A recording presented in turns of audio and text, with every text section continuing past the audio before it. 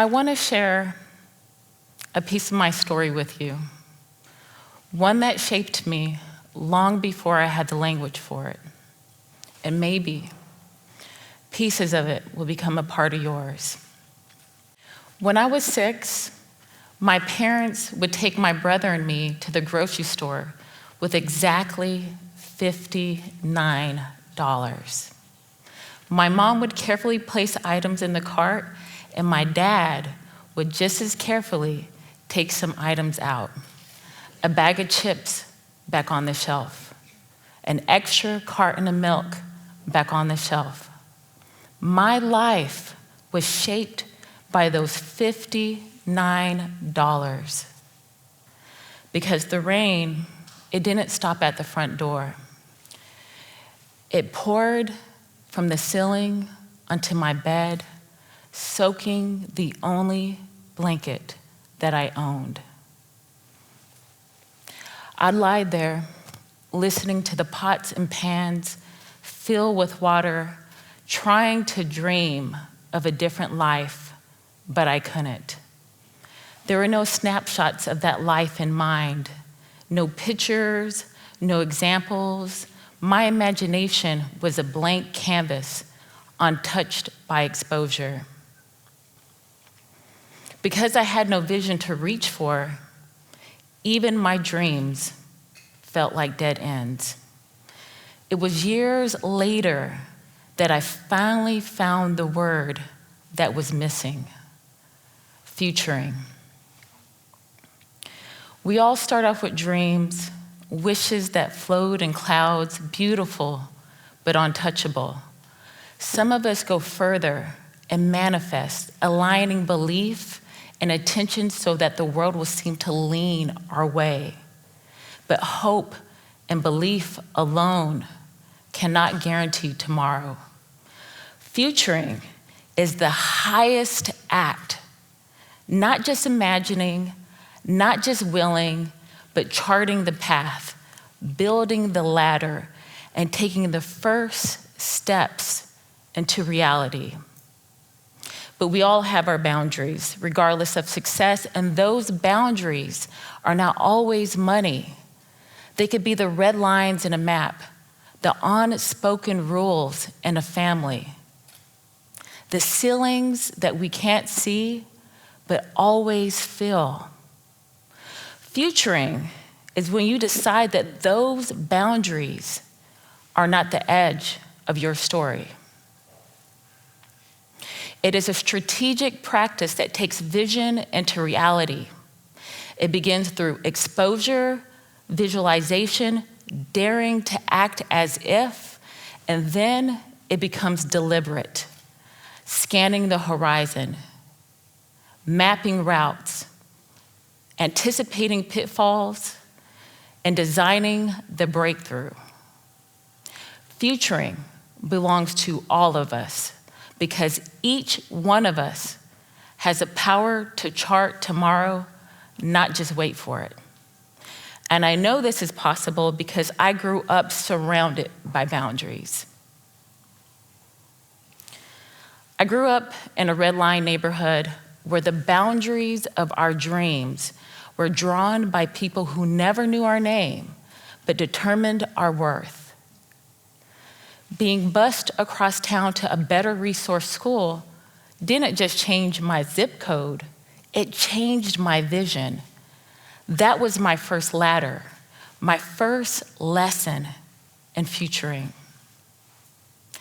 I was bused across town, and suddenly we had books, science labs with microscopes, computer labs, CAD machines, and kids talking about college like it was inevitable.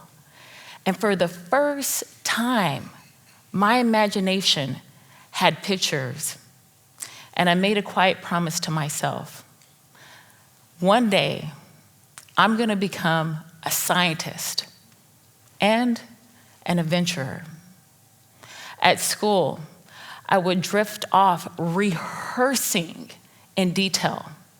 And at home, under that same leaking roof, I kept building my world. I saw myself in a white lab coat, glove snapped tight against my wrist. I started running experiments in my backyard, even if all I had was an old science world book encyclopedia. And I wasn't only a scientist, I was an adventurer. I saw myself hiking through the forest, climbing mountains, air sharp in my lungs, and I flew. Not metaphorically, but in my mind. I took 1, 2, 3 steps and I was lifted, soaring. I could feel the adrenaline pumping through my system. And I thought, this is what freedom feels like. My confidence, it was unshakable. And turns out there's a reason for that. Neuroscientists found that the brain doesn't distinguish much between imagining and experiencing. That's why Olympic athletes use mental rehearsal. The brain treats visualization like training, preparing you to succeed before it's even happened. And this works for everybody because it's not about where you are.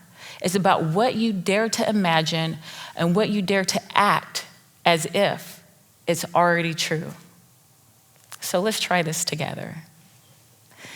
Everyone, close your eyes and remain with them closed if you can. Picture the life that you want 3 years from now, fully in your greatness, winning, thriving, unshakable. Can you see it? How does it feel? This is where futuring begins, where your brain's planning centers are activated. Exposure, visualization, daring to act as if is the spark that ignites futuring. Now open your eyes. What doors does that future open for you? But futuring doesn't stop at seeing. You have to strategize because everybody has a plan until when they get punched in the face and that plan crumbles. We all know it, right?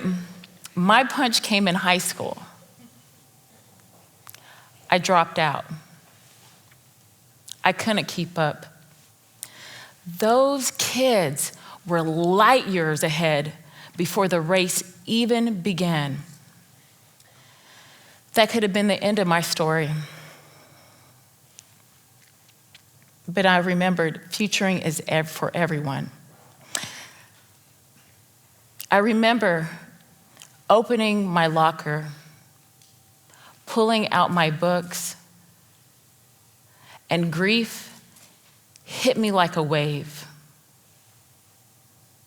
I felt my stomach drop. Did I just lose everything that I've been chasing?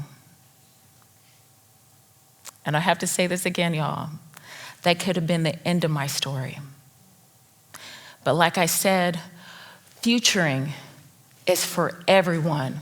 So I asked myself, what can I do with what I have from where I'm at?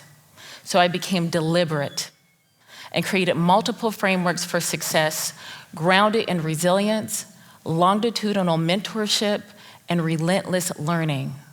And those frameworks carried me from my GED to the University of Memphis and eventually back onto the ladders. That strategy means taking a step back, seeing the whole board, mapping routes, imagining outcomes. When you think like that, you're not just playing the game, you're changing the rules in your favor. And science tells us why that works. Imagining multiple futures engages the brain's planning centers. And rehearsing those possibilities strengthens resilience and adaptability. And here's the mindset piece.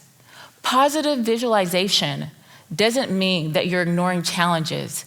It means that your brain is scanning faster for opportunity than threats. So when life punches you in the face, you don't freeze and crumble, you pivot. I have some homework for you. Think of one challenge you're facing this week. Write down 3 different routes you could take: bold, practical, creative. Now ask yourself, which path gives me a better chance to climb instead of slide? And most importantly, which choice creates the version of me that I most want to grow into? That strategy, it is a catalyst to futuring, and that's how you change the rules in your favor. Futuring isn't a closed loop, it's a cycle. Exposure, visualization, daring to act as if ignites that reaction. Strategy is the catalyst, the compass that sustains direction and momentum. And the breakthrough, that's the phase change, the summit, when the horizon expands and your world opens up. Futuring isn't a finish line, it's momentum. And that momentum carried me to the University of Tennessee Health Science Center, Department of Neurobiology and Anatomy, to receiving NIH grants to conduct research in pharmacology in Brazil and DNA subcloning in France. And then I became the scientist that I once imagined under that leaking roof, a scientist who established a pathogenic laboratory from the ground up. And when the time was right, I brought the other half of my vision back to life. I became an adventurer, a certified ski instructor, a licensed paraglider. I stood on the summits of Mount Rainier and Kilimanjaro. I traveled the world and led humanitarian efforts in Cuba and Tanzania. Everything I said I would do, I did. And for a moment, I stood on that summit. But here's the truth about summits. Sometimes what feels like the top is just a better view of the work still waiting to be done. Because even after all that, I looked around and realized that I was still one of the only ones, the only Black woman in a laboratory, the only Black woman on a mountain at a given time. And I thought, I futured myself to this point. Maybe the next vision isn't just for me.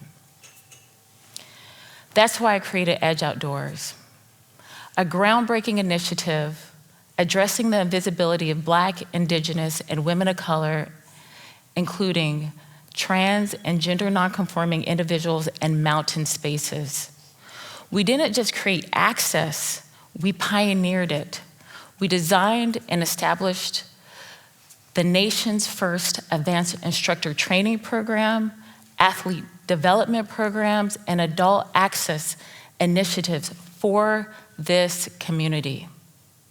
What began as 5 participants locally has grown into thousands nationally, recreating, leading, and competing in mountains that once felt out of reach. Today, Edge Outdoors stands as a benchmark for inclusion, powered in partnership with Vail Resorts and recognized across the snow sports industry. Outdoor recreation isn't just play, it's directly linked to better mental health, stronger communities, and economic success. That's what we're building. That's the power of futuring. What started as my vision in my mind, has now become our reality. Because the future isn't something we enter, it's something that we imagine, build, and become together. Futuring blooms even in the storm. My world was never truly shaped by those $59. It was shaped by the visions that I dared to imagine beyond them. For me, it was $59. For you, it may be something else. But what defines us is not our boundaries, it's our breakthroughs. The visions that we dare to see, the strategies that we sustain, and the courage to take the first steps into our future. That's futuring, and it belongs to every single last one of us, because each one of us has the power to chart tomorrow, not just wait for it. Thank you.